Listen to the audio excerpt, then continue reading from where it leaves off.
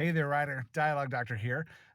If you don't know me, I have coached more than 300 authors one-on-one in improving their dialogue and characterization, and I'm the author of 13 novels and several nonfiction books. So I wanted to hit you up real quick to talk about dialogue tags.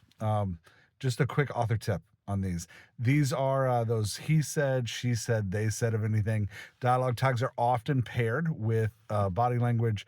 So, for example, I am uncomfortable looking in the camera and talking, he said while sitting in his car. So the he said while sitting in his car, for this instance, we're going to take all of that as the dialogue tag. Right. So we've got these things, and a lot of times we're just uncomfortable. We're not real sure what to do with them. Some authors are like, you got to eliminate all of them altogether.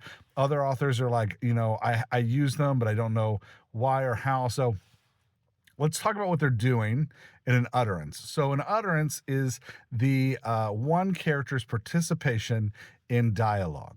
So, if character A says, let's go get a hot dog, and character B says, I don't like hot dogs, they're gross, and character A says, hot dogs are amazing, what are you talking about?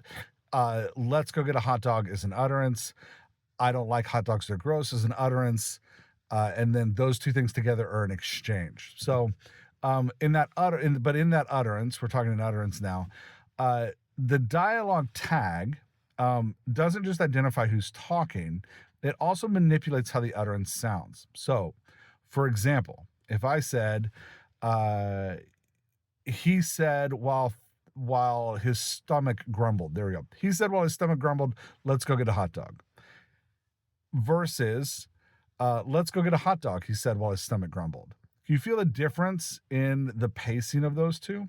When you put the dialogue tag up front, it gives a little bit of pause and makes the utterance sound more thoughtful, like the character had kind of thought about it and then spoke. If you put the dialogue tag at the end, it makes the vocalization of the utterance, what the character says, come first, and it moves a little bit faster. Let's do a bigger vocalization, and we can see what happens when we put the dialogue tag in the middle. So let's say my vocalization is, you know what I really love? I love hot dogs, and I really want one today for lunch. So, and our dialogue tag is going to be, he said while his stomach grumbled. You know what I really love? He said while his stomach grumbled. I love hot dogs. Then let's go get one today for lunch. Or, you know what I really love? I love hot dogs, he said as his stomach grumbled.